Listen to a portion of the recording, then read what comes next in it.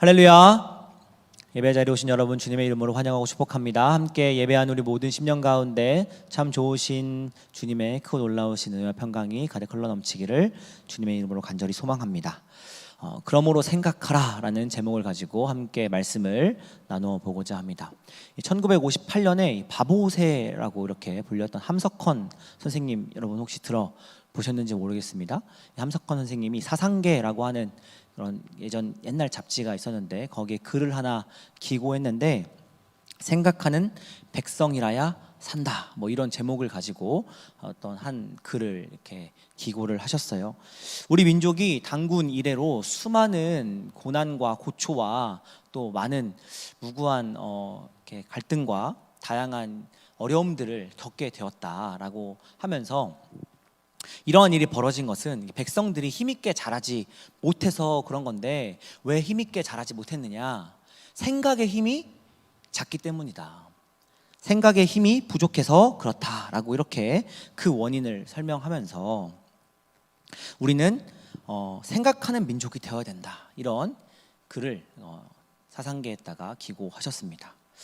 이런 생각하는 백성이라야 산다라는 이 함석헌 선생님의 말을 요즘 생각하는 그리스도인이어야 산다라는 말로 바꾸어 보더라도 하등 그렇게 크게 이질감이 느껴지지 않을 것 같습니다.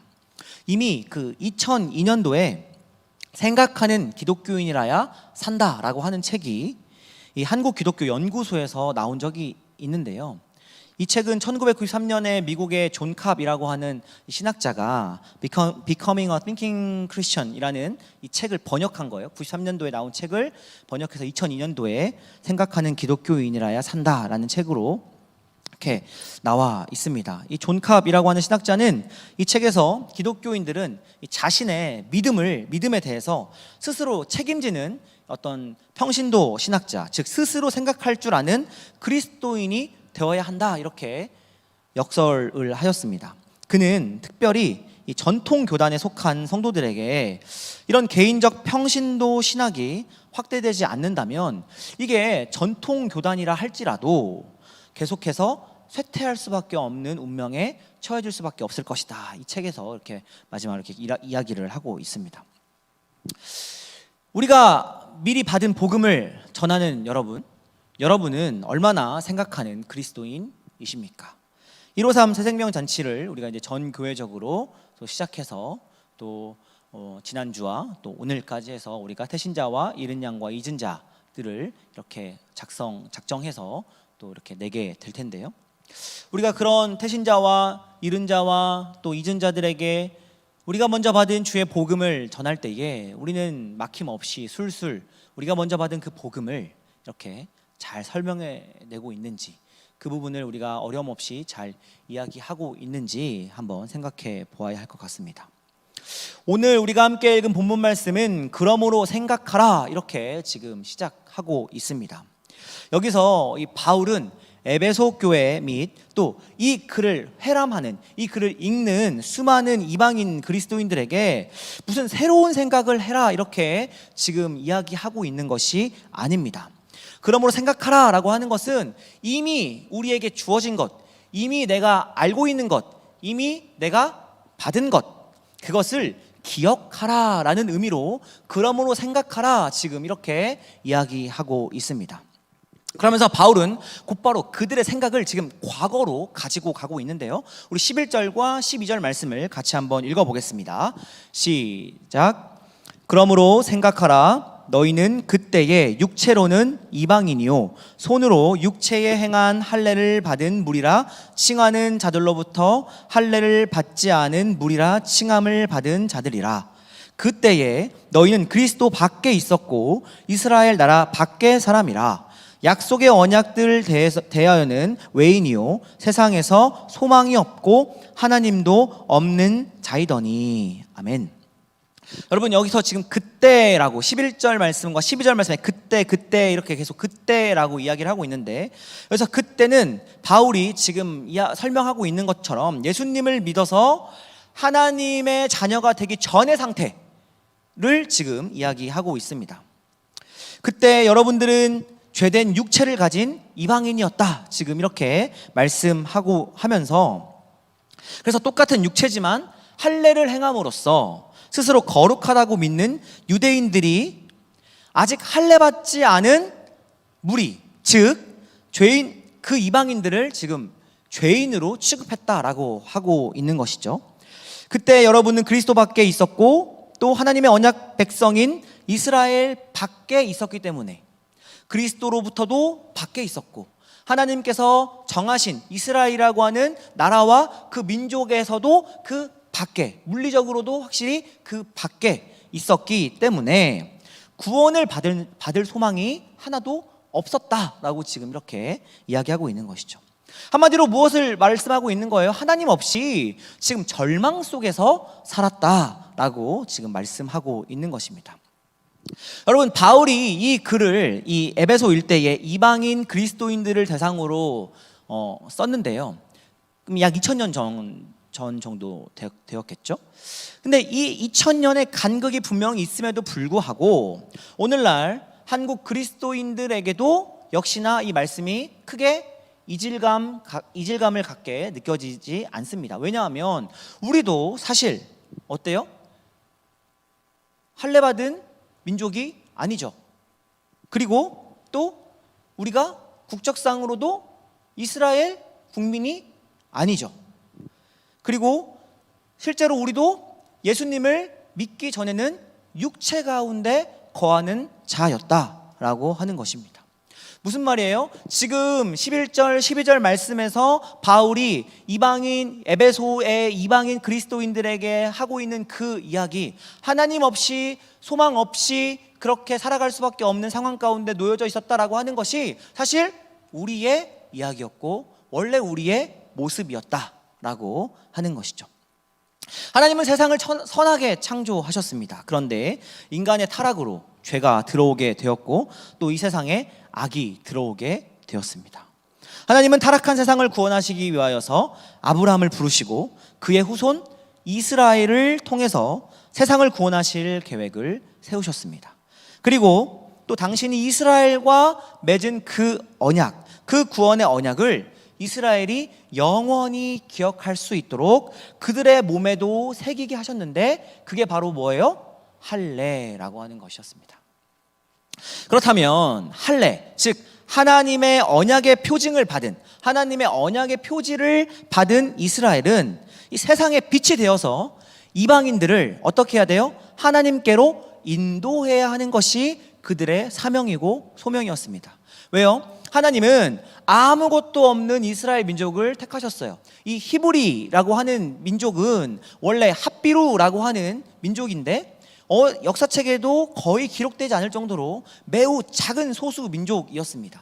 그런데 아무것도 내세울 것도 없고 아무것도 자랑할 것 없는 그 핫비루 민족을 우리 하나님께서는 택하시고 선택하셔서 그들에게 하나님의 약속을 주시고 그들이 하나님의 언약 백성이 되도록 그들을 돌보셨어요.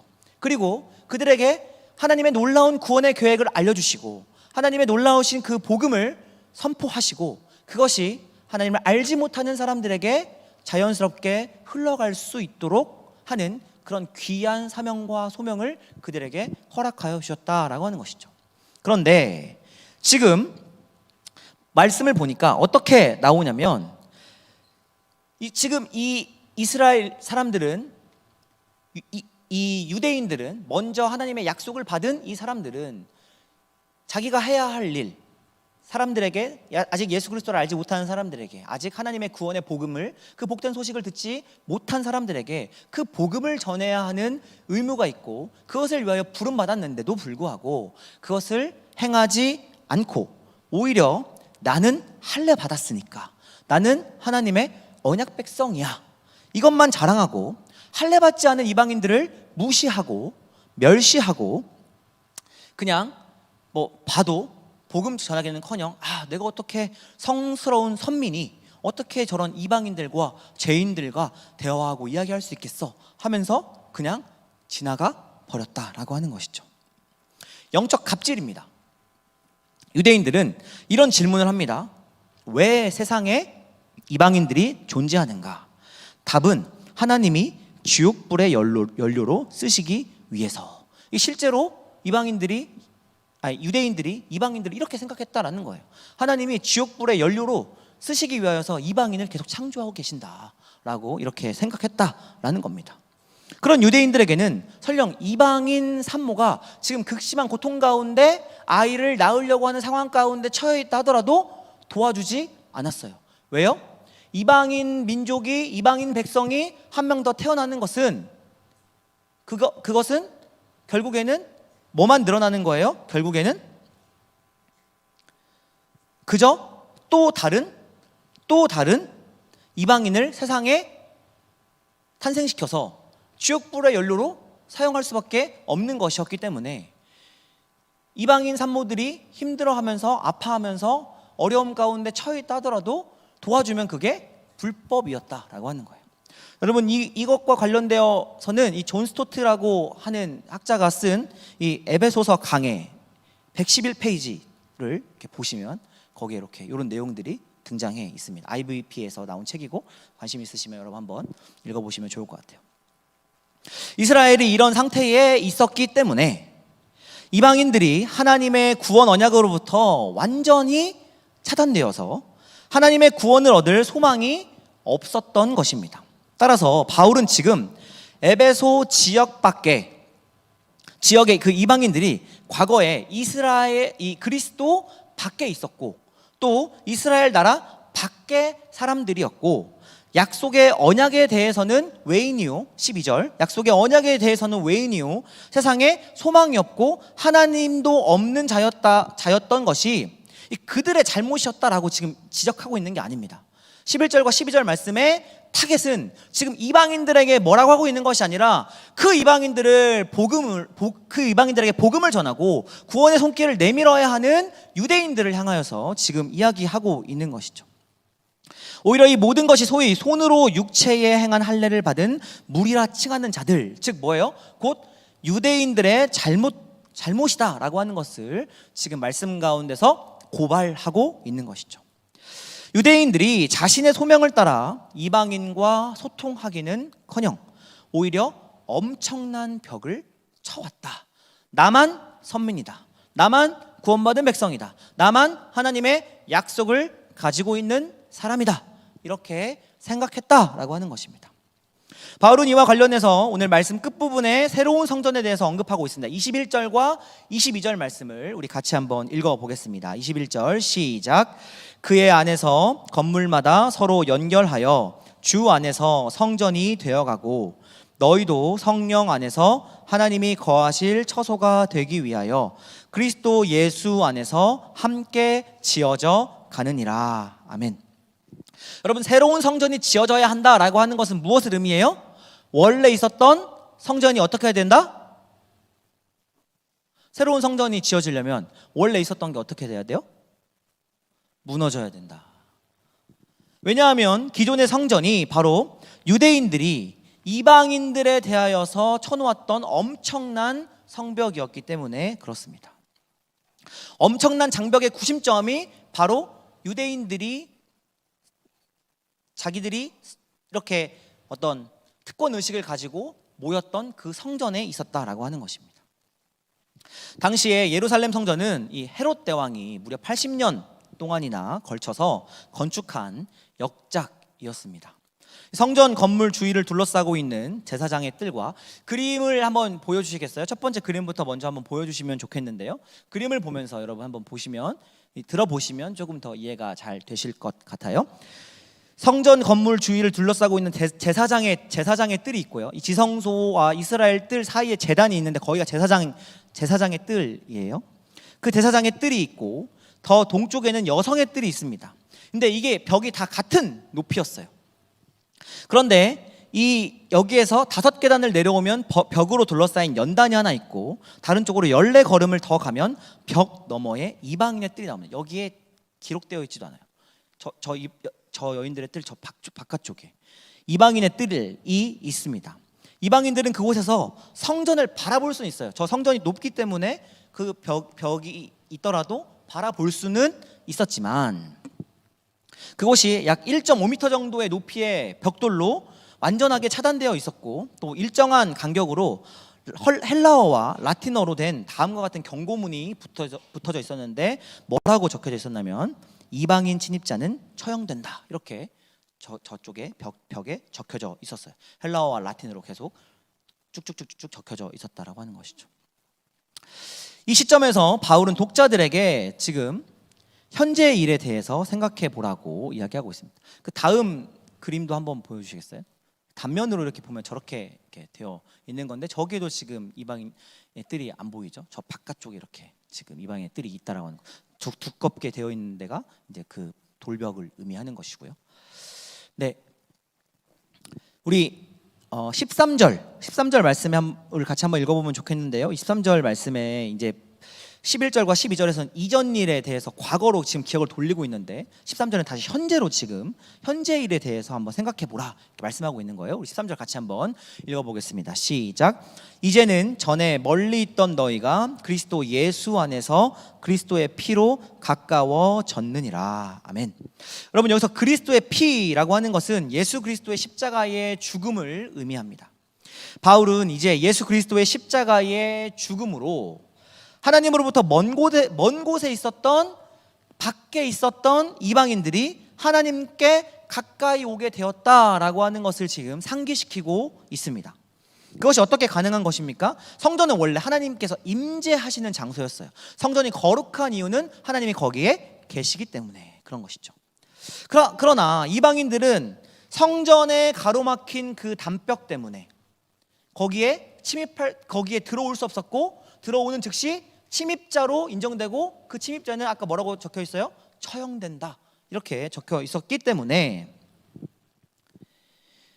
들어올 수 없었죠. 그런데 예수님의 십자가의 죽으심이 성전 이방인의 뜰의 장벽을 허무신 행위였고, 또 그것은 하나님 앞으로 나아가는 이방인을 처형하는 법조문을 철폐하신 행위였다라고 하는 것을 상징적으로 지금 말씀하고 있는 겁니다. 14절과 15절 말씀을 같이 한번 읽어보겠습니다. 14절 15절 시작. 그는 우리의 화평이신지라 둘로 하나를 만드사 원수된 것 곧 중간에 막힌 담을 자기 육체로 허시고 법조문으로 된 계명의 율법을 폐하셨으니 이는 이 둘로 자기 안에서 한 세 사람을 지어 화평하게 하시고. 아멘. 우리 주님께서 화평이 되어셔서 둘로 하나를 만드셨어요. 유대인과 이방인이 둘이었는데 예수 그리스도의 그 십자가의 사건으로 둘이 하나가 되었어요. 막힌 담이 허물어지게 되었어요. 법조문으로 된, 이방인이 침입하면 처형된다, 이방인은 침입자로 간주하고 처형된다 라고 하는 이 법조문으로 된 계명의 율법을 완전하게 폐하시고 둘로 자기 안에서 새 한 사람을 만드셨다라고 지금 말씀하고 있는 거죠. 여러분, 오늘날 우리가 많은 그리스도인들이 예수 믿으면 천국 간다라고 하는 것을 그냥 이 정도만 복음으로 알고 있습니다. 틀린 말이 아니죠. 예수 믿으면 천국 가고 예수 그리스도 그 이름 외에 다른 이름으로 우리에게 구원의 길을 제시한 것이 없습니다. 사도행전 4장 12절 말씀에 그렇게 분명하게 기록하고 있죠. 예수 믿으면 천국 가는 것은 너무너무나도 당연한 것이고 너무 기초적이고 기본적인 복음입니다. 하지만 그것은 복음의 한 차원일 뿐인 것이죠. 오늘 에베소서가 말하는 이 복음의 더 큰 차원이 있는데, 첫 번째는 예수님의 십자가의 죽으심으로 유대인과 이방인 사이에 막힌 담이 허물어졌다라고 하는 것을 뜻합니다. 두 번째, 이방인이 하나님께 나아오지 못하게 했던 규정들이, 그런 법조문들이 다 철폐되었다는 것을 의미합니다. 세 번째, 하나님께서 이제 당신 안에서 화목하게 된 이 유대인과 이방인이 한 새 사람, 한 새로운 사람, 즉 기존의 유대인도 아니고 또 이방인도 아닌 완전히 새로운 인류, 그리스도인이라고 불려지는 유대인과 이방인도 아닌 완전히 한 새 사람, 그리스도인을 새롭게 창조하셨다라고 하는 것을 의미합니다. 그리고 이 사건은 마지막 네 번째, 단지 유대인과 이방인 사이의 화해만이 아니라 성령 안에서 온 인류가 하나님과 화해한 사건이다라는 것을 또 우리에게 말씀해 주고 있습니다. 우리 16절과 17절 말씀을 같이 한번 읽어보겠습니다. 16절 17절 시작. 또 십자가로 이 둘을 한 몸으로 하나님과 화목하게 하려 하심이라. 원수된 것을 십자가로 소멸하시고 또 오셔서 먼 데 있는 너희에게 평안을 전하시고 가까운 데 있는 자들에게 평안을 전하셨으니. 아멘.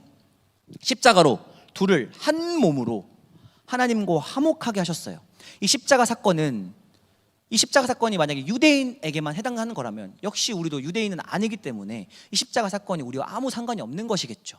그런데 이것은 유대인도 아니고 이방인도 아니고 누구에게 한정되어서 그 십자가의 사건이 적용되는 것이 아니라 온 인류, 하나님이 창조하신 모든 피조물과 하나님이 한 성령 안에서 함께 화해하셨다라고 하는 것을 의미하고 또 오셔서 먼 데 있는, 그리스도 밖에 있고 이스라엘 나라 밖에 있는 그 먼 데 있는 너희에게 먼저 평안을 전하시고 또 가까이에 있는 자들에게 평안을 전하셨다.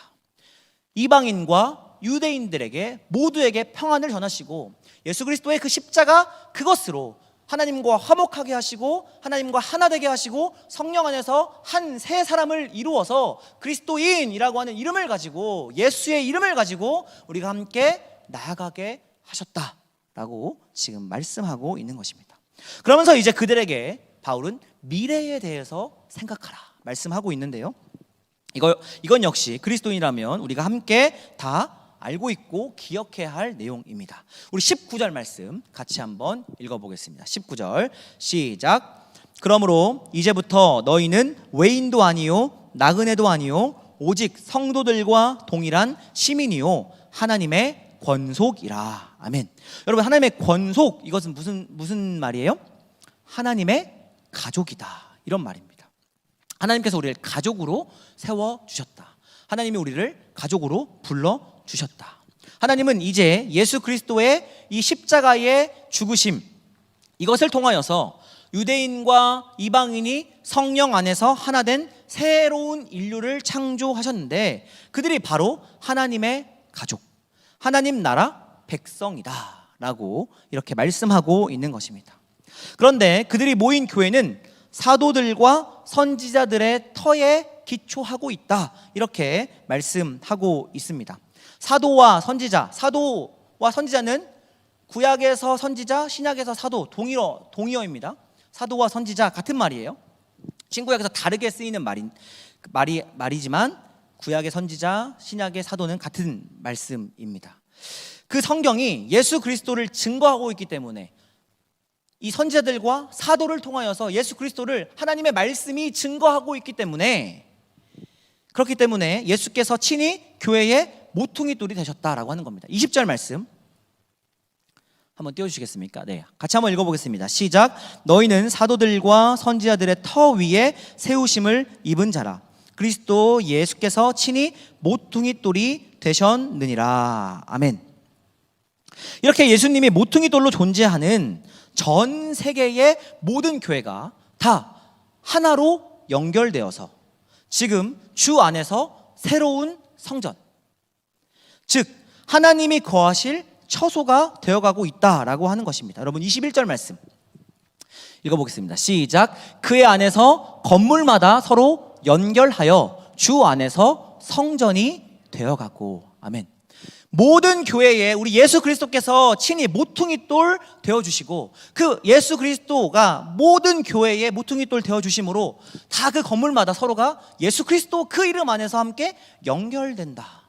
그리고 우리 모두가 주 안에서 성전으로 지어져 간다. 성전으로 세워져 간다. 그러니 고린도전서 3장 16절 말씀에 너희는 너희가 하나님의 성전인 것과 하나님의 성령이 너희 안에 거하시는 것을 알지 못하느냐, 이 말씀이 우리에게 아멘, 그렇습니다, 주님 제가 성전입니다, 이렇게 이야기할 수 있게 되는 것이죠. 여러분, 더 놀라운 것은 우리가 교회의 모퉁이 돌 되신 예수님과 함께 하나님의 거하실 이 처소인 성전으로 지어져 가고 되어져 가고 세워져 간다라고 하는 것입니다. 근데 여러분 한번 생각해 보십시오. 우리가 하나님이 거하실 거룩한 처소로, 거룩한 성전으로 우리가 지어져 가고 세워져 가는데 이런 새 성전의 새로운 멤버가 우리가 이제 되는 것인데 이 세상에 막힌 담을 허무는 화해의 주인공들이 되어야 할까요? 아니면 여전히 옛 성전처럼 나라와 민족, 신분과 출신, 재산과 성, 학영과 지연, 그리고 종교에 따라 높은 담을 치는 분열의 주인공이 되어야 할까요? 우리 주님께서는 오셔서 자기 몸으로 십자가 사건을 통하여서 막힌 담을 자기 육체로 허셨다, 이렇게 말씀하고 있는데, 우리 주님 오셔서 자기 육체로 막힌 담을 허셨는데 우리는 어떻게 하고 있어요? 예수님께서 찢기시고 피 흘리시고 죽으시면서까지 헐어놓으신 그 막힌 담을 우리는 다시 또 세우고 있는 것은 아니냐는 겁니다.